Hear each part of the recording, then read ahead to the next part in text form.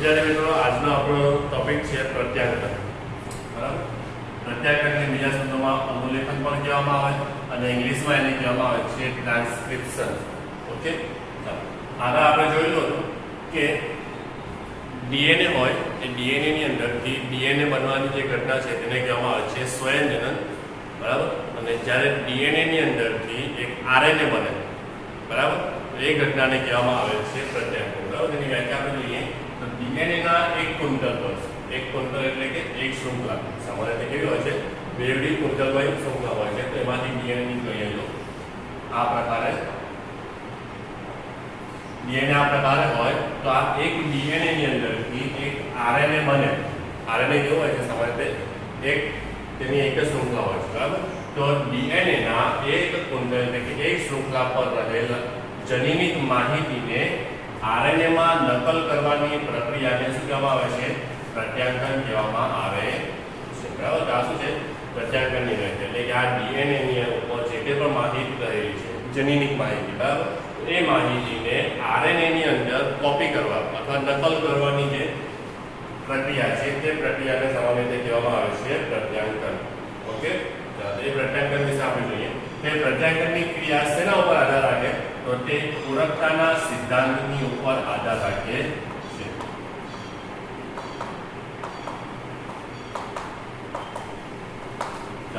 પૂરકતાનો સિદ્ધાંત એટલે શું તો આગળ આપણે જોયું હતું કે જ્યારે નાઇટ્રોજન બેઝ હોય માની લો ATCG બરાબર તો એના સામેના પૂરક ડીએનએ સ્વયંજનનમાં શું હતું કે એના પૂરક શું હતું ડીએનએ ની અંદર એનું પૂરક કયું છે ટી છે એનું પૂરક ટી છે તેનું પૂરક એ છે સી ની સામે જી આવશે જી ની સામે સી આવશે બરાબર પરંતુ અહીંયા શું થાય છે આરએનએ બને છે અને આરએનએ ની અંદર આપણે જોયેલું કે થાઇમિન ની જગ્યાએ શું આવે છે અહીંયા યુ આવે છે બરાબર એટલે આ શેની ઉપર આધાર રાખે છે આ પૂરકતાના સિદ્ધાંતની ઉપર બરાબર એટલે કે આપણા પાસે એક શૃંખલા છે એ શૃંખલાની ઉપર જે બેઝ જોડાયેલા છે બરાબર બેઝ ક્રમ છે અનુક્રમ છે એના આધારે એની સામેના પૂરક અનુક્રમો અહીંયા ગોઠવાય છે બરાબર તો પૂરકતાના સિદ્ધાંતની ઉપર આ પ્રક્રિયાનો આધાર રહેલો છે બરાબર ચાલો હવે જો સવાલ થાય કે ડીએનએ ની આ બંને શૃંખલા છે બે શૃંખલા છે તો આ બે શૃંખલાની અંદરથી કોઈ એક જ શૃંખલા આ બેમાંથી કોઈ પણ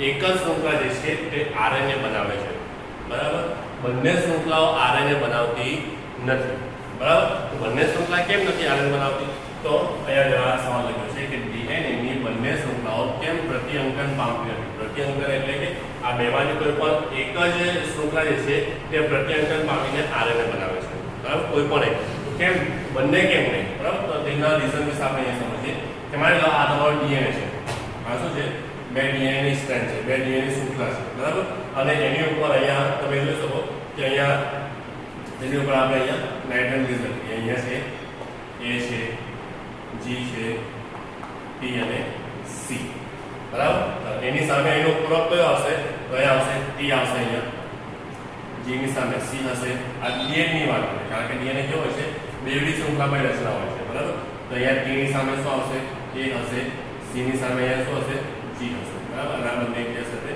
હાઇડ્રોજન બોન્ડ વડે જોડાયેલા હોય છે બરાબર ચાલો આ ડીએનએ છે હવે ડીએનએ ની બંને શૃંખલાઓ અલગ થાય છે બરાબર દાખલા તરીકે કે આ પહેલી શૃંખલા છે તે કેવી છે આ 3' to 5' છે બરાબર અને આ કેવી છે 5' to 3' છે બરાબર બંને શૃંખલાઓ પહેલા શું થશે છૂટી પડશે બરાબર અને પછી બંને બેમાંથી કોઈ પણ એક શું બનાવશે આરએનએ બનાવે છે બરાબર તો આ પહેલી છૂટી પડી ગઈ બરાબર અને આ બીજી બધી છૂટી પડે છે બરાબર છે ચાલો તો જ્યારે પહેલી છૂટી પડશે બરાબર તો એની અંદર એ કઈ હશે તે એરિયા હશે શું છે એની ઉપર અંકન તો એ જી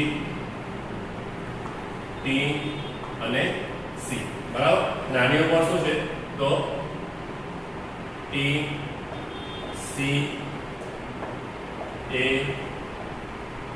જી ઓકે તો આ શું છે તો આ જેની ઉપર બીજી શૃંખલાની ઉપર રહેલા જે નાઇટ્રોજન બેઝના અનુક્રમ છે બરાબર ચાલો હવે આપણે જોઈએ કે આની સામે જ્યારે આરએનએ બને માની લો કે બંને શૃંખલાઓ પ્રત્યાંકન પામે બરાબર તો બંને શૃંખલાઓ જ્યારે પ્રત્યાંકન પામે છે તો ત્યારે એની સામે બીજીની પૂરક શૃંખલા કઈ બનશે તો એ કઈ બનશે 5' to 3' હશે બરાબર અને એની ઉપર શું આવશે આ હવે યાદ રાખજો આ શું બને છે આરએનએ બને છે આરએનએ જ્યારે બનશે તો એની અંદર આપણે જોયું કે અહીંયા થાઇમિન, અહીંયા ટી ક્યારે હશે ડીએનએ માં, બરાબર, અને આરએનએ માં શું હશે યુ હશે, બરાબર, એટલે કે યુએસસી હશે. તો એની સામે અહીંયા શું આવશે યુ આવશે, બરાબર. જી ની સામે શું, ગુઆનિનની સામે સાઇટોસિન સી આવશે. ટી છે, ટી ની સામે હંમેશા શું આવે છે એ આવે છે, બરાબર, અને સી ની સામે હંમેશા શું આવશે જી આવશે. ઓકે, ચાલો તો આ થઈ ગયા પ્રત્યેક, આ જોડાઈ જાય છે હાઇડ્રોજન બોન્ડ, બરાબર, અને આ શું બની જાય છે આરએનએ. આ શું બને છે આરએનએ. માની લો કે આ પણ એના જેવું જ બની જાય, આ પણ આરએનએ બનાવી કાઢે તો એ શું બનશે અહીંયા 3 to 5 days બનશે, બરાબર. આ 3 days નાઇટ્રોજન બનશે 5 days બરાબર. તો અહીંયા ટી ની સામે શું આવશે, અહીંયા એ આવે, સી ની સામે જી આવે, એ ની સામે યુ આવે અને જી ની સામે સી આવશે, બરાબર. તો આ પણ શું બની ગયું આરએનએ બની ગયું. ચાલો માની લો કે બંને હવે આ બંને શૃંખલા પોતપોતાના હિસાબે અંકન પામીને શું બનાવ્યું આરએનએ બનાવ્યું, બરાબર છે. આપણે જાણીએ છીએ કે આરએનએ કેવો હોય છે સિંગલ સ્ટ્રેન્ડેડ હોય છે, બરાબર. આરએનએ ની અંદર એ ની સામે હંમેશા કોણ આવે તો યુ આવે. તો શું થશે કે આ બંને શૃંખલા જે નવી નિર્માણ પામેલી બંને શૃંખલા છે તે એકબીજા સાથે જોડાઈ જશે. કેમ જોડાઈ જશે? કારણ કે એના અંદર રહેલા જો એની સામે શું છે યુ છે, બરાબર, જી ની સામે શું છે સી છે, એની સામે ફરી યુ છે અને જી ની સામે ફરી સી છે. તો આ બંને કેવા છે એકબીજાના પૂરક છે અને પૂરક હોવાના કારણે બંને એકબીજા સાથે શું થશે જોડાઈ જશે. જો અહીંયા આપણે આપણે ઉપરની લઈએ તો આ 5 dash to 3 dash છે, બરાબર. એની ઉપર કયા અંકન છે તો યુ સી એ અને જી, બરાબર. આ ઉપરની શૃંખલા.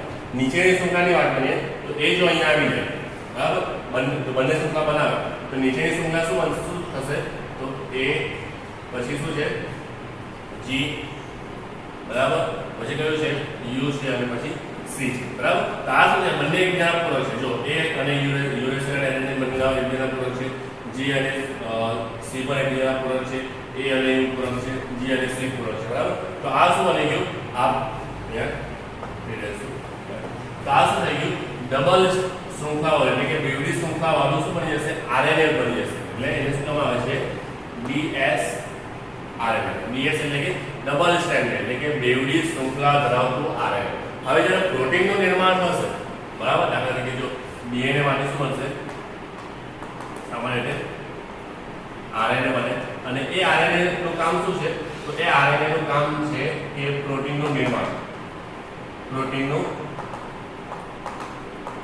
સંશ્લેષણ, બરાબર. હવે પ્રોટીનનું સંશ્લેષણ ક્યારે થશે? ત્યારે થશે જ્યારે આ આરએનએ જે છે એ સિંગલ સ્ટ્રેન્ડમાં હોય એટલે કે એક જ શૃંખલાની અંદર તે હાજર હોય ત્યારે તે આરએનએ પ્રોટીનનું નિર્માણ કરી શકે. તો આ કેવું છે આની અંદર જો આ એક સિંગલ છે, બરાબર, તો આ આરએનએ શું છે પ્રોટીનનું નિર્માણ કરશે, પ્રોટીન બનાવે. આ પણ સિંગલ છે, બરાબર, અને કોશિકાની આવે, બરાબર. તો આ પણ શું આવશે પ્રોટીનનું નિર્માણ કરશે. પરંતુ આવો આરએનએ જો બની જાય એટલે કે બેવડી શૃંખલા વાળો આરએનએ બની જાય, બરાબર, તો એ પ્રોટીનનું નિર્માણ કરશે નહીં, પ્રોટીનનું નિર્માણ કરશે નહીં, બરાબર. એટલે કે પ્રોટીનના નિર્માણ માટે આરએનએ કેવું જરૂરી છે તો સિંગલ સ્ટ્રેન્ડ એટલે કે એક જ શૃંખલા વાળું આરએનએ હોવું જરૂરી છે. ઓકે, તો એટલા માટે બંને શૃંખલાઓ પ્રત્યંકન પામતી નથી. કારણ કે બંને જો પ્રત્યંકન પામે બંને એકબીજાને કેવી બની જશે પૂરક બની જશે અને પૂરક હોવાના કારણે બંને એકબીજા સાથે શૃંખલાઓ જોડાઈ જશે અને બેવડી શૃંખલા વાળું આરએનએ બની જશે, બરાબર છે. એટલા માટે એ બંને શૃંખલા પ્રત્યંકન પામતી નથી.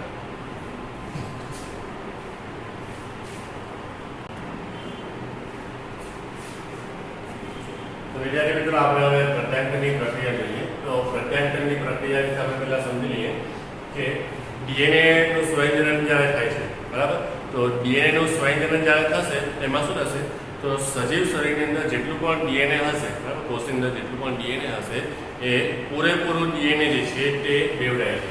કારણ કે અહીંયા લખ્યું છે ડીએનએ સ્વયંજનમાં શું થશે તો સજીવનું કુલ ડીએનએ જેટલું પણ ડીએનએ છે એ બેવડાય છે. જ્યારે આરએનએ એટલે કે પ્રત્યાંકન જ્યારે થશે, બરાબર, તો પ્રત્યાંકનની અંદર શું થશે તો ડીએનએ નો માત્ર એક ખંડ, માની લો કે આ ડીએનએ છે તો આ ડીએનએ છે, માની લો ડીએનએ ના આ ખંડની અંદર પ્રત્યાંકન થશે, બરાબર. તો ડીએનએ નો માત્ર એક ખંડ અને એ એક ખંડની અંદર પણ કોઈ એક શૃંખલા આ શૃંખલા કાં તો આ શૃંખલા, બરાબર? તો DNA નો માત્ર એક ખંડ અને તેની પણ માત્ર એક શૃંખલાનું RNA ની અંદર પ્રત્યાંકન થશે, બરાબર? એટલે કે કોઈ પણ એક આ ખંડની અંદરથી કોઈ પણ બેમાંથી કોઈ પણ એક શૃંખલાનું પ્રત્યાંકન થાય છે, બરાબર? આ શું થાય છે? RNA ની અંદર થાય છે, બરાબર? ચાલો હવે શેના માટે થશે? તો પ્રત્યાંકન એકમ બને. પ્રત્યાંકનની ક્રિયા શેના માટે થશે? પ્રત્યાંકન એકમ. અને પ્રત્યાંકન એકમના પાછા 3 ભાગ પડે છે, બરાબર? એ 3 ભાગ કયા કયા છે? સૌથી પહેલો આવે છે પ્રમોટર, બરાબર? એને આ રીતે પ્રમોટર કહેવામાં આવે, એને P વડે દર્શાવવામાં આવે, બરાબર? બીજો આવે છે બંધારણીય જનીન, બરાબર? એટલે કે સ્ટ્રક્ચરલ જીન, એને SG વડે આપણે દર્શાવીએ, બરાબર? SG વડે, બરાબર? અને છેલ્લા આવે છે સમાપક. સમાપક એટલે કે ટર્મિનેટર, બરાબર? ટર્મિનેટર એને આપણે T વડે દર્શાવીએ, બરાબર? તો 3 ભાગ છે પ્રત્યાંકન એકમના.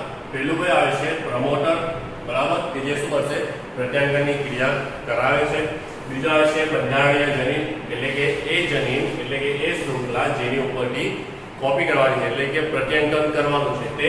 અને છેલ્લે આવે છે સમાપક, એટલે કે જ્યાં પ્રત્યાંકનની ક્રિયા સમાપ્ત થશે, બરાબર? ચાલો માની લો કે આ એક DNA છે, બરાબર? આ ખંડની અંદરથી આપણે આ બેમાંથી કોઈ પણ શૃંખલાની પ્રત્યાંકન કરવાનું છે. તો આ જે છે તે DNA છે, બરાબર? એક ખંડ છે અને બેમાંથી કોઈ પણ શૃંખલાનું શું થશે? તો પ્રત્યાંકન થશે, બરાબર? તો પ્રમોટર, સૌથી પહેલા પ્રમોટરની વાત કરીએ તો પ્રમોટર ક્યાં આવીને જોડાશે? તો આ ભાગમાં આ જે બતાવેલું છે એ શું છે? પ્રમોટર છે, P વડે દર્શાવે, બરાબર? એટલે કે આ ભાગમાં શું છે? પ્રમોટર આવી જાય છે, બરાબર? ચાલો ત્યારબાદ વચ્ચેનો આ જે ભાગ છે, બરાબર? એ શું છે? બંધારણીય જનીન,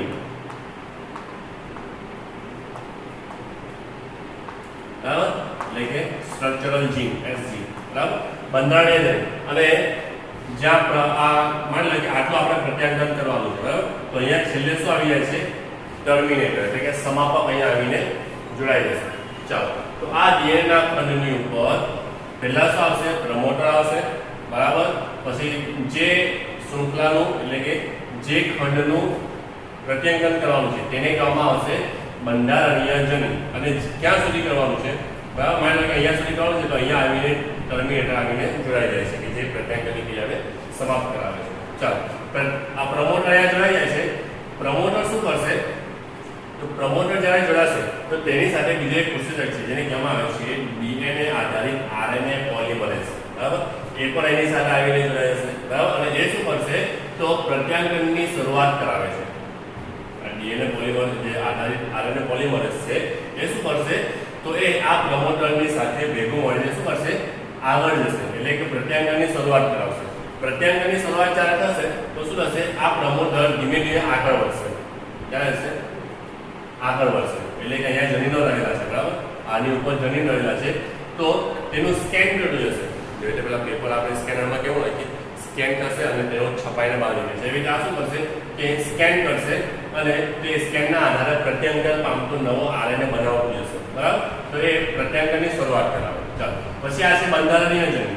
બંધારણીય જનીન પરના એ શું કરશે? તો બંધારણીય જનીન પરના અનુક્રમને આધારે RNA નું નિર્માણ થાય છે, બરાબર? એટલે માની લો કે અહીંયા A છે, T છે, C, G, U જે કંઈ પણ હોય, બરાબર? તો એની સામે U આવશે, T ની સામે A આવશે, C ની સામે G, પછી G ની સામે C. આ પ્રમાણે આ પ્રમોટર શું કરશે? તો RNA નું નિર્માણ કરતું જશે, બરાબર? અને છેલ્લે શું થશે? તો આ ખંડ પૂરો થાય તો ત્યાં ટર્મિનેટર આવીને જોડાઈ જાય છે. ટર્મિનેટર આવીને જોડાઈ જાય છે એ શું કરશે? તો પ્રત્યાંકનની ક્રિયાને સમાપ્ત કરે છે. પ્રત્યાંકનની ક્રિયાને શું કરે? સમાપ્ત કરે છે, બરાબર? એટલે પ્રમોટર જે છે તે DNA આધારિત RNA પોલિમરેઝની સાથે ભેગું મળીને શું કરાવે છે? પ્રત્યાંકનની શરૂઆત કરાવે છે. અને બંધારણીય જનીન પર રહેલા જે અનુક્રમ છે, એટલે કે આ જે અનુક્રમ રહેલા છે તેના આધારે RNA નું નિર્માણ થશે અને પછી એ ખંડ પૂરો થશે, બરાબર? ત્યાં ટર્મિનેટર આવીને જોડાઈ જશે, એટલે કે તે પછી આ ટર્મિનેટર શું કરશે? આ જે પ્રક્રિયા થતી છે તે પ્રક્રિયાને સ્ટોપ કરાવી દે છે, બરાબર? એટલે કે અહીંયા સુધી પ્રત્યાંકનની ક્રિયા થાય છે, બરાબર? ચાલો DNA ની આ બે શૃંખલા છે, બરાબર? એ બે શૃંખલાની અંદર આ એક શૃંખલા જે છે તેને કહેવામાં આવે છે ટેમ્પલેટ શૃંખલા, બરાબર? અને બીજી શૃંખલા છે તેને કહેવામાં આવે છે કોડિંગ શૃંખલા, બરાબર? એટલે ટેમ્પલેટ શૃંખલા અને કોડિંગ શૃંખલા કઈ રીતે ખબર પડશે? તો જે શૃંખલાની અંદર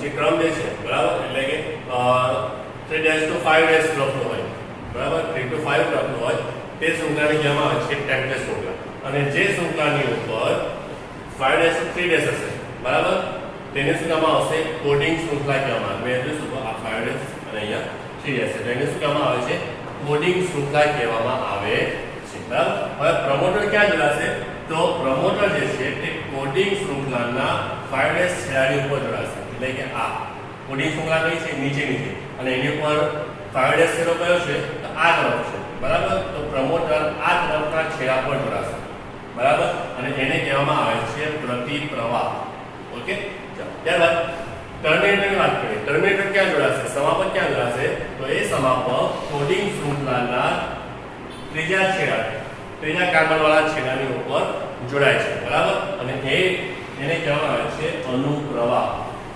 ઓકે તો આ છે તમારો પ્રત્યાંકન એકમ બરાબર આ શું છે આ આખી જે રચના છે તેને કહેવામાં આવે છે પ્રત્યાંકન એકમ એક્ઝામની અંદર ઘણી વખત એવું પૂછાય છે કે ફક્ત પ્રત્યાંકન એકમની રચના સમજાવો બરાબર તમારે આટલું લખવું પડે ઓકે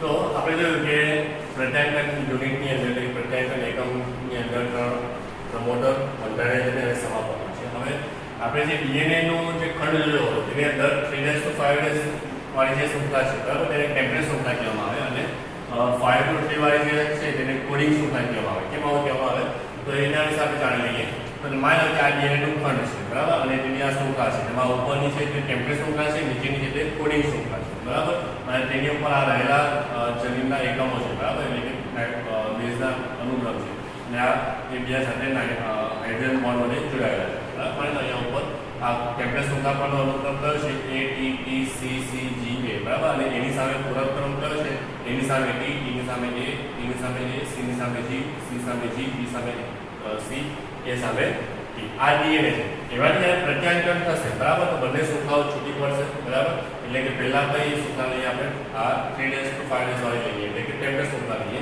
એની ઉપરનો ક્રમ કયો છે તો અહીંયા લખીએ આપણે A T T C C G અને A બરાબર આ શું છે ટેમ્પલેટ શૃંખલા પર રહેલો અનુક્રમ બરાબર હવે એના આધારે ડીએનએ આધારિત આરએનએ પોલિમરેઝ જ્યારે આવશે અને તે જ્યારે આરએનએ નું નિર્માણ કરશે બરાબર એટલે કે પ્રત્યાંકન કરશે બરાબર તો આની સામે આનો પૂરક ક્રમ કયો ગોઠવાશે તો S કયો ગોઠવશે એની સામે U આવશે અને તે કયા શેર પરથી બનશે 5 to 3 તરફની શૃંખલા બનાવે છે બરાબર આ પ્રકારે 5 to 3 તરફની શૃંખલા બનાવે છે તો એની સામે કયો ક્રમ આવશે U આવશે બરાબર અને T ની સામે A T ની સામે A C સામે G C સામે G સામે C અને A સામે U આવે છે બરાબર ચાલો તો આ તેની સામેના પૂરક ક્રમ આવે છે અને બંને બીજા હાઇડ્રોજન બોન્ડ વડે બંને જોડાઈ જશે બરાબર તો આ શું થયું આરએનએ એ લખીએ આપણે આ આરએનએ બરાબર આ તે શૃંખલા છે તો આને લઈએ આપણે ટેમ્પલેટ શૃંખલા ચાલો હવે નીચે શૃંખલા લઈએ કોડિંગ શૃંખલા તો કોડિંગ શૃંખલાનો જે ક્રમ કયો છે તે 5 to 3 છે બરાબર અહીંયા 5 to 3 છે એની ઉપરનો ક્રમ કયો છે તો T A A G G C T બરાબર જો અહીંયા T A A G G C અને અહીંયા છેલ્લે T બરાબર ચાલો હવે અહીંયા લખીએ કોડિંગ શૃંખલા ઓકે ચાલો હવે આ આરએનએ જે બન્યું છે તે અને નીચે આ રહેલી કોડિંગ શૃંખલા બંનેની અંદર તફાવત છે બંને એક જેવી લાગે છે ફરક ક્યાં રહેશે તફાવત ક્યાં હશે કે ખાલી જ્યાં ટી આવેલું હશે બરાબર એની જગ્યાએ શું હશે યુરેસિલ હશે જો અહીંયા ટી ની સામે શું હશે યુરેસિલ હશે ટી ની જગ્યાએ બરાબર જ્યારે અહીંયા એ છે તો અહીંયા પર છે અહીંયા એ જી જી જી જી સી સી બરાબર ફરક કેટલો હોય છે કે જે જગ્યાએ થાઇમિન હોય બરાબર તે જગ્યાએ આરએનએ ની અંદર શું હશે યુરેસિલ ગોઠવાયેલું જોવા મળે છે બરાબર છે તો આ શું જણાવે છે કે આપણને જો કોડિંગ શૃંખલાની ખબર હોય, બરાબર, એટલે કે કોડિંગ શૃંખલાની ઉપર રહેલા આ અનુક્રમો જો આપણે જાણતા હોઈએ તો આપણે કહી શકીએ કે આરએનએ ની ઉપર રહેલા અનુક્રમો કયા હશે. સમજાય છે? કોડિંગ શૃંખલાની ઉપર રહેલા આ અનુક્રમો જો આપણને ખબર હોય તો એના આધારે આપણે કહી શકીએ કે આરએનએ જે છે તે આરએનએ ની ઉપર કયા અનુક્રમો હશે. કયા આધારે? તો આરએનએ પણ સેમ જ બને છે. ફરક ક્યાં હોય છે કે જ્યાં થાઇમિન હશે, થાઇમિનની જગ્યાએ આરએનએ માં શું હશે? યુરેસિલ હશે. એટલે કે ટી ની જગ્યાએ શું હશે? યુ હશે. ટી ની જગ્યાએ તમે યુ મૂકી દો તો આખી શૃંખલા કેવી બની જશે? આરએનએ બની જશે. સમજાય છે? આ પ્રકાર આપણે કહી શકીએ. બરાબર? એટલે કે બંનેના અનુક્રમો કેવા હોય છે? સમાન, ફક્ત ટી ની જગ્યાએ યુરેસિલ હશે. ઓકે, ચાલો હવે ડીએનએ ની વાત કરીએ તો ડીએનએ જે છે તે આરએનએ જ્યારે બનાવશે, શેના વડે? આ પ્રત્યાંતર વડે ત્રણ પ્રકારના આરએનએ બનાવે છે. બરાબર? એક હોય છે એમઆરએનએ, બીજું હોય છે ટીઆરએનએ અને ત્રીજું હોય છે આરઆરએનએ. બરાબર? એમઆરએનએ એટલે સંદેશાવાહક અથવા તો messenger RNA, tRNA transfer RNA, બરાબર, વાહક આરએનએ હોય છે, આરઆરએનએ રિબોસોમલ આરએનએ કે જે પ્રોટીનનું નિર્માણ કરે છે. બરાબર? ચાલો, તો એની અંદરથી આ એમઆરએનએ જે છે, બરાબર, એ એમઆરએનએ આ ડીએનએ નું જે છે તે પ્રત્યાંતર જે થાય છે, બરાબર, તો એ એમઆરએનએ એ માહિતી કે જે ડીએનએ ના ઉપર શૃંખલા પર રહેલી છે એ માહિતીનું સંકેતન કરે છે. બરાબર? અને એ માહિતીનો સંગ્રહ કરીને એનું વહન કરે છે. બરાબર? જ્યારે આ બંને જે છે ટીઆરએનએ અને આરઆરએનએ એ કોઈ પણ પ્રકારનું સંકેતન કરતા નથી. બરાબર? એટલે એમઆરએનએ જે છે તે પ્રોટીન માટેનું શું કરે છે? સંકેતન કરે છે. જ્યારે ટીઆરએનએ અને આરઆરએનએ સંકેતન કરતા નથી, પરંતુ તે શું કરશે? પ્રોટીનના નિર્માણની ક્રિયામાં ભાગ ભજવે છે. બરાબર? એટલે કે ત્રણ આરએનએ ભેગા મળીને પ્રોટીનના નિર્માણની ક્રિયા કરે છે. બરાબર?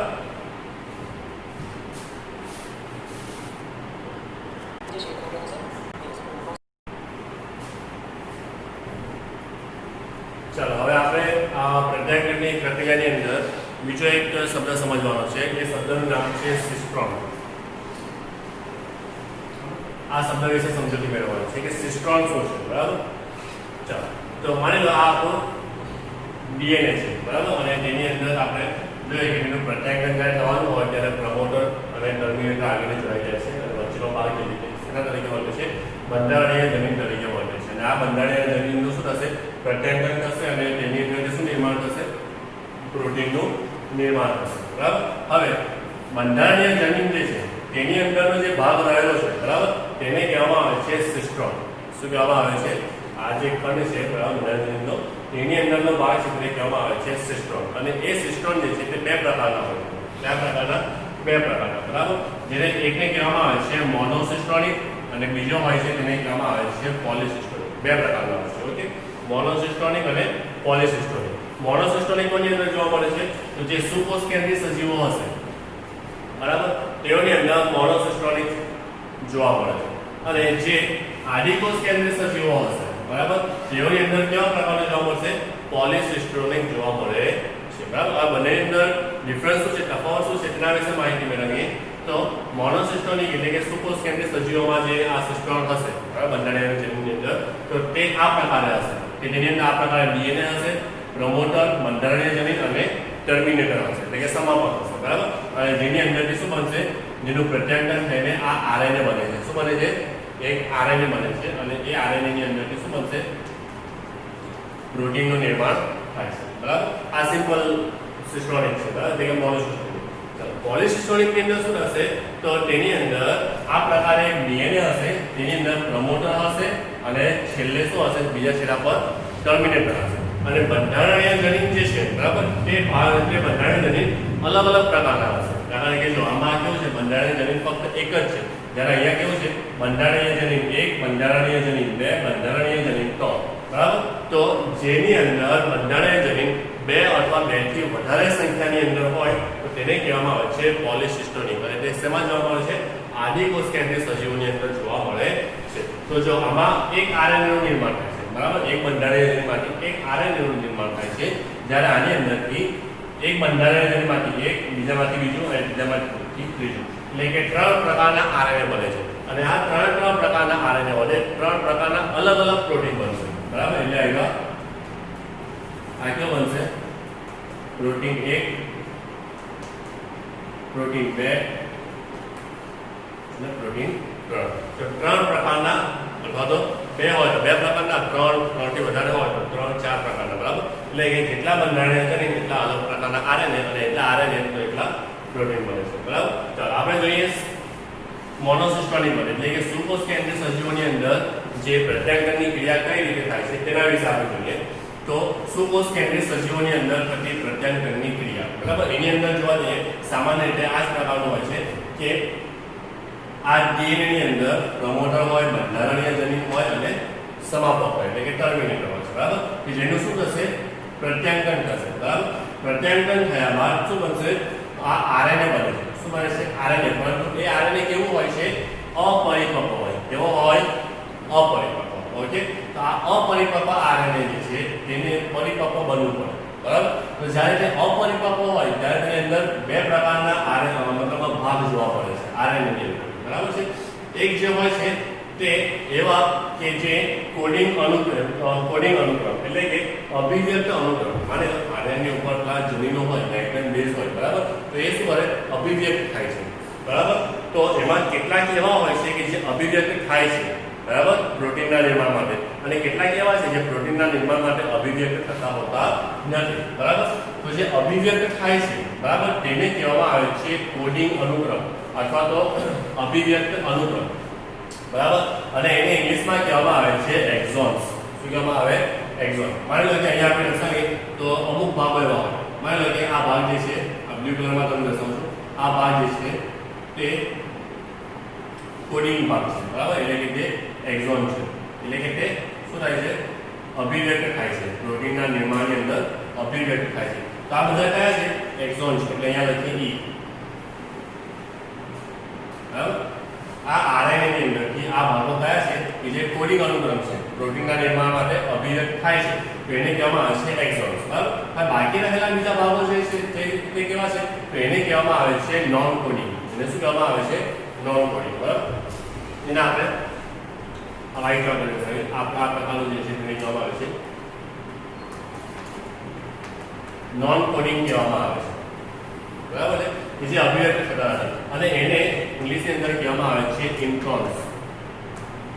શું કહેવામાં આવે છે? ઇન્ટ્રોન્સ. એને આઈ વડે દર્શાવવામાં આવે છે. આ આઈ છે, બરાબર. બરાબર. તો એક્ઝોન્સ અને ઇન્ટ્રોન્સ બે પ્રકારના ભાગો આ સુકોષ કેન્દ્રીય સજીવોની અંદર પ્રત્યાંગન થયા બાદ આરએનએ બને છે. તેની અંદર બે પ્રકારના ભાગો જોવા મળે છે, બરાબર. તો પહેલા આરએનએ કેવું હોય છે? અપરિપક્વ હોય છે. પરંતુ જ્યારે અપરિપક્વમાંથી પરિપક્વ બને, બરાબર, ત્યારે શું થશે? તો ત્યારે આ ઇન્ટ્રોન્સ દૂર થઈ જશે. ઇન્ટ્રોન્સ શું થશે? દૂર થઈ જશે અને ફક્ત શું રહેશે? એક્ઝોન્સ રહેશે. તો જ્યારે એક્ઝોન્સ રહેશે એટલે કે તે અનુક્રમ એવા અનુક્રમ કે જે અભિવ્યક્ત થતા હોય, બરાબર, તો ત્યારે તે કેવું બની જશે? આરએનએ પરિપક્વ બની જશે, બરાબર. તો અહીંયા આપણે આ બધા ઇન્ટ્રોન્સને પહેલા દૂર કરીએ, બરાબર. તો દૂર કરવા માટે આ ઇન્ટ્રોન્સ છે,